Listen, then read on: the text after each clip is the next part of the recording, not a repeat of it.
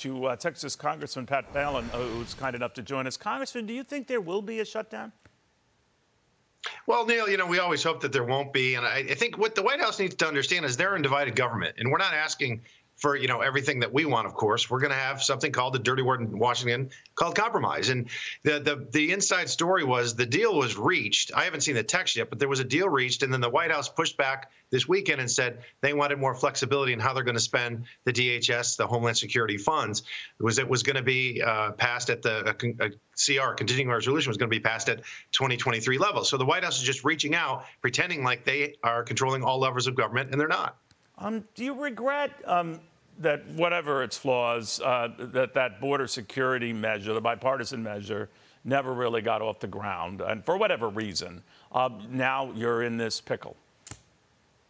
No, I regret the fact that the House Republicans weren't privy to those conversations at all, and the Senate was acting as if there wasn't another chamber that needed to pass that bill.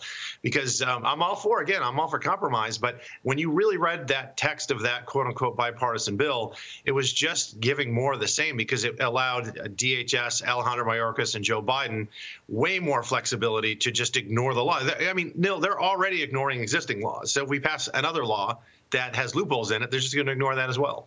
If I can veer to TikTok right now, and this move that the Senate will presumably take it up, that's no guarantee. I understand it was overwhelmingly ruled in the House that Republicans wanted it to go away, or at least go away with Chinese control. That might change. But I'm wondering whether that changed when Donald Trump was saying maybe not so fast, that he is not a fan of having it go away, because he says Meta does far worse. What do you think? Mm-hmm.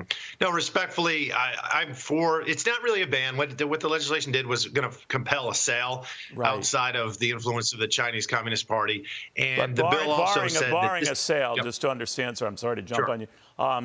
The push would be for a ban, but go ahead. Yes. Yeah. I'm still in favor of it, because it was just it was the terms of use with TikTok was just too dangerous for the Chinese Communist Party to have that kind of really a window into what's happening in this country.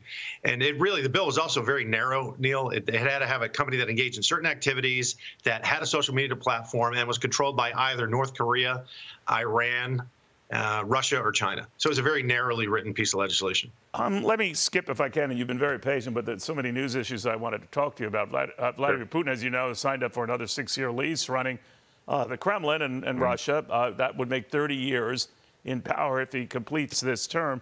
And he's pretty emboldened, talking increasingly about the threat of nuclear war, that it would be on the West if it dare moves in Ukraine.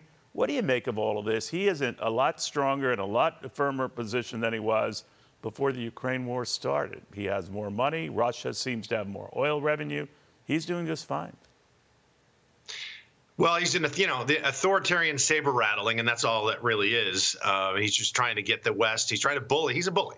He's a MAFIA Don, and he's trying to get concessions. The fact of the matter is, the best way to really battle Putin is to have the American energy sector absolutely unleashed.